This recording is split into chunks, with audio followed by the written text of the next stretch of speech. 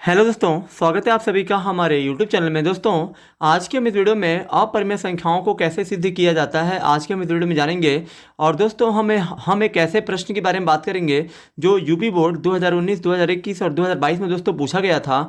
तो दोस्तों आइए हम स्टार्ट करते हैं। जैसे कि हमारा क्वेश्चन दोस्तों दिया गया है, सिद्ध कीजिए कि 5 - 2 कड़ी में 3 एक अपरिमेय संख्या है। ठीक है दोस्तों, मतलब दोस्तों यहाँ पे हमें 5 - 2 कड़ी में 3 को एक अपरिमेय संख्या सिद्ध करना है। तो जब भी दोस्तों आपको अपरिमेय संख्या सिद्ध करने के लिए बोले तो आपको दिए गए संख्या को आपको परिमेय मानना है। मतलब दोस्तों यहाँ पे हमें अपरिमेय बोलना है लेकिन आपको इसको मानना है परिमेय। ठीक है, जो पूछेगा ठीक उसका उल्टा मानना है। अपरिमेय बोल रहा है तो परिमेय मानना है। तो यहाँ पे आप लिखिए माना। दोस्तों यहाँ पे आपको लिखना है माना 5 - 2 कड़ी में 3 एक परिमेय संख्या है। इसको दोस्तों आपको परिमेय मानना है। तो यहाँ दोस्तों हमने इसको मान लिया कि माना 5 - 2 कड़ी में 3 एक परिमेय संख्या है। ठीक है दोस्तों, उसके बाद दोस्तों जब आपने 5 - 2 कड़ी में 3 को आपने एक अपरिमेय संख्या मान लिया है, तब दोस्तों आपका क्या होगा। तब दोस्तों यहाँ पे देखिए 5 - 2 कड़ी में 3 को हमने परिमेय मान लिया। और दोस्तों यहाँ पे जब जब हमने 5 - 2 कड़ी में 3 को हमने बराबर मान लिया है एक परिमेय। परिमेय का मतलब क्या होता है, परिमेय संख्या जो p बटा q के रूप में होती है। तो दोस्तों इसको 5 - 2 कड़ी में 3 को हमने परिमेय मान लिया बराबर परिमेय। तो परिमेय संख्या होती है p बटा q के रूप में, तो हमने p बटा q लिख दिया है। दोस्तों इन दोनों को इसलिए बराबर किया गया है क्योंकि हमने परिमेय मानना है। और दोस्तों परिमेय बराबर परिमेय ही हो सकता है। तो इसलिए दोस्तों हमने 5 - 2 कड़ी में 3 बराबर p बटा q लिख दिया। उसके बाद दोस्तों आपको क्या करना है, यहाँ पे दोस्तों आपको आपको यहाँ पे देखिए क्या काम करना है। ये p बटा q दोस्तों हमारा एक परिमेय संख्या है। और दोस्तों यहाँ पे दोस्तों 5 - 2 कड़ी में 3 में आपको देखना है कि किस पे करड़ी नहीं है। तो दोस्तों ये 5 पे करड़ी नहीं है, यानी कि दोस्तों जिस भी संख्या पे करड़ी नहीं होती है वो संख्या हमारी परिमेय संख्या होती है। मतलब ये 5 हमारा एक परिमेय है। ठीक है दोस्तों, परिमेय जरूरी नहीं कि भिन्न के रूप में हो। परिमेय एक पूर्णांक भी हो सकता है, जैसे 10 हो गया, 9 हो गया, 11 हो गया, 100 हो गया, 200 हो गया। तो दोस्तों ये सारे हमारे पूर्णांक हैं, चाहे धनात्मक पूर्णांक हो चाहे ऋणात्मक पूर्णांक हो। तो दोस्तों 5 के आगे कुछ नहीं है तो प्लस है। तो दोस्तों ये हमारा 5 एक पूर्णांक है। पूर्णांक संख्या दोस्तों सदैव परिमेय होती है। तो दोस्तों 5 को हम लोग भेज देंगे p बटा q के पास। तो दोस्तों जब ये 5 जाएगा इधर तो इधर हमारा क्या बचेगा, -2 कड़ी में 3 बचेगा। और दोस्तों इधर हमारा p बटा q है तो प्लस जाएगा उधर हो जाएगा -5। उसके बाद दोस्तों आप देखिए यहाँ पे दोस्तों आपको क्या काम करना है कि -2 कड़ी में 3 है दोस्तों। ये दोस्तों p बटा q एक भिन्न है, 5 भिन्न के रूप में नहीं है। तो 5 के नीचे 1 करके इसको आप दोस्तों भिन्न बना लीजिए। ऐसा क्यों किया जा रहा है दोस्तों, क्योंकि ये भिन्न है। और दोस्तों ये भी जब भिन्न रहेगी तो यहाँ पे भिन्नों का ये घटाने के रूप में जब हो जाएगा तो घटाने में आसानी होगी। तो दोस्तों अब हम लोग क्या करेंगे, यहाँ पे p बटा q -5 बटा 1 है। तो दोस्तों हम लोग q और 1 का लसा लेंगे तो ये हमारा q होगा।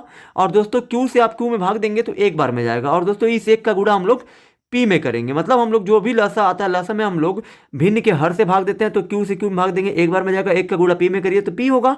और माइनस में दोस्तों आपका दोस्तों माइनस है तो माइनस। फिर दोस्तों आप यहाँ पे 1 से आप q में भाग देंगे तो आपका 1 से हम लोग किसी भी संख्या में भाग देते हैं तो वो उतना ही आता है, मतलब q आएगा। और q का गुणा दोस्तों आप 5 में करिएगा तो आपका ये हो जाएगा 5q। ठीक है दोस्तों, आई होप कि आप सभी को यहाँ तक समझ में आया होगा। उसके बाद दोस्तों फिर आपको क्या करना है, यहाँ पे दोस्तों देखिए -2 कड़ी में 3 में दोस्तों 2 पे करड़ी नहीं है। तो क्या करेंगे हम लोग दोस्तों, जब 2 पे करड़ी नहीं है तो इस -2 को गुणा के रूप में कड़ी में 3 से अलग कर लेंगे। ठीक है दोस्तों, -2 को हमने अलग अलग कर लिया है। और दोस्तों यहाँ पे देखिए करड़ी के बाहर जो भी संख्या होती है और करड़ी के बाहर जो भी संख्या होती है वो जो करड़ी के साथ गुणनफल के रूप में होती है। मतलब यहाँ पे हमने गुणा कर दिया इसलिए, और हमने कड़ी में 3 है तो कड़ी में 3 बराबर में दोस्तों आपका p -5q बटा q है। तो इसको आप ऐसे लिखिए। उसके बाद दोस्तों हम लोग यहाँ पे क्या करेंगे, ये दोस्तों यहाँ देखिए 2 पे करड़ी नहीं है। तो क्या करेंगे दोस्तों, जब 2 पे करड़ी नहीं है तो 2 को हम लोग 2 एक पूर्णांक है। ठीक है दोस्तों, पूर्णांक माइनस में भी हो सकता है या प्लस में भी हो सकता है। पूर्णांक संख्याएं दोस्तों वही होती हैं जो माइनस प्लस के रूप में होती हैं। तो दोस्तों हम लोग क्या करेंगे, -2 को भेज देंगे p -5q बटा q में, क्योंकि दोस्तों इस पे भी कहीं भी करड़ी नहीं है और जो इस पे भी करड़ी नहीं है। तो जिन पे करड़ी नहीं है उनको दोस्तों हम लोग एक तरफ कर लेते हैं। तो दोस्तों जब ये जाएगा इधर तो हमारा इधर बच जाएगा माइनस कड़ी में 3। और दोस्तों इधर हमारा है p 5Q बटा में Q। और दोस्तों ये गुणा जब जाएगा उधर तो हो जाएगा भागा, और दोस्तों ये -2 है तो -2 रहेगा। दोस्तों यहाँ पे ये गुणे का चिन्ह बदलेगा, ठीक है, ये वाला चिन्ह बदलेगा, ये नहीं बदलेगा, ये दोस्तों -2 ही रहेगा। उसके बाद दोस्तों यहाँ पे आपको क्या करना है, ये हमारा कड़ी में 3 है बराबर, ये P-5Q बटा दोस्तों Q है। भाग को दोस्तों यहाँ पे देखिए ये हमारा भागा है, और दोस्तों -2 के नीचे कुछ नहीं है तो हम लोग एक लिख सकते हैं, क्योंकि किसी भी संख्या का कुछ नहीं हर है तो वहाँ पे एक होता है। तो दोस्तों ये दोनों भिन्न हो गए। और दोस्तों भिन्न का भाग का नियम ये होता है कि भाग को गुणा में बदल दिया जाता है, और ये दूसरी जो भिन्न होती है, भाग के बाद वाली जो भिन्न होती है वो जो है पलट जाती है। पलटने का मतलब ये है कि एक चला जाएगा ऊपर और ये आ जाएगा नीचे, तो एक जाएगा ऊपर और -2 आ जाएगा नीचे। उसके बाद दोस्तों यहाँ पे ये हमारा कड़ी में 3 बराबर। अब देखिए दोस्तों हम लोग क्या करेंगे यहाँ पे कि हम लोग यहाँ पे क्या करेंगे, P-5Q का गुणा 1 में करेंगे, तो ये हमारा P-5Q ही होगा। और बटे में दोस्तों यहाँ पे प्लस है, प्लस Q के आगे दोस्तों कुछ नहीं है तो यहाँ पे प्लस है। तो दोस्तों यहाँ पे देखिए प्लस का गुणा माइनस में करेंगे तो माइनस होगा, Q का गुणा 2 में करेंगे तो आपका ये हो जाएगा 2Q। उसके बाद दोस्तों आपको क्या करना है यहाँ पे, अब दोस्तों यहाँ पर हमारा कड़ी में 3 है बराबर। अब दोस्तों ये नीचे हर कभी भी दोस्तों माइनस में नहीं होना चाहिए, अगर जो हर में माइनस है तो उसको जो है अंश में भेज दिया जाता है। भेजेंगे दोस्तों कैसे, P के आगे कोई चीज़ नहीं है तो प्लस है तो माइनस से प्लस में भाग दीजिए तो माइनस आएगा, P है तो P और माइनस से माइनस में भाग देंगे तो प्लस आएगा, 5Q है तो Q और बटे में दोस्तों 2Q है।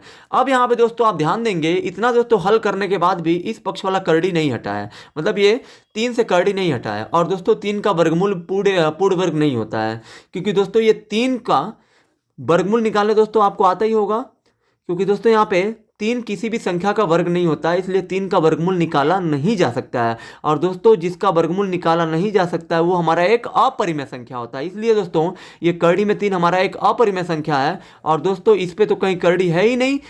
तो दोस्तों ये सारे ये हमारा पूरा परिमेय है। तो दोस्तों अपरिमेय कभी भी बराबर नहीं होता है परिमेय के। तो दोस्तों इसके लिए आपको दोस्तों यहाँ पे लिख देना है, यहाँ पे दोस्तों आपको लिख देना है, दोस्तों यहाँ पे आपको लिखना है, यहाँ कड़ी में 3 एक अपरिमेय संख्या है। जैसे कि मैंने दोस्तों आपको बताया कड़ी में 3 का वर्गमूल निकाला नहीं जा सकता, इसलिए कड़ी में 3 एक अपरिमेय संख्या है, वह -P प्लस 5Q और बटा में दोस्तों 2Q है, एक परिमेय संख्या। ये दोस्तों हमारा परिमेय है, क्योंकि दोस्तों यहाँ पे कहीं भी कड़ी नहीं है। चूंकि परिमेय संख्या कभी भी अपरिमेय संख्या के बराबर नहीं होती है, परिमेय संख्या कभी भी अपरिमेय संख्या के बराबर नहीं होती है, अतः 5 - 2 कड़ी में 3 एक अपरिमेय संख्या है। दोस्तों यहाँ पे 5 - 2 कड़ी में 3 एक अपरिमेय संख्या इसलिए है क्योंकि यहाँ पे जब ये कड़ी में 3 एक अपरिमेय संख्या है, तो दोस्तों जब ये कड़ी में 3 5 - 2 के साथ में जब ये जुड़ा हुआ है, तो दोस्तों ये कड़ी में 3 जिसके साथ रहेगा वो सारे अपरिमेय ही में ही होंगे। ठीक है दोस्तों, आई होप कि आप सभी को ये वीडियो बहुत ही ज़्यादा पसंद आया होगा। अगर आप हमारे चैनल पे नए हैं तो हमारे चैनल को सब्सक्राइब जरूर करें, जिससे आने वाली वीडियो की नोटिफिकेशन आपको मिलती रहे। धन्यवाद।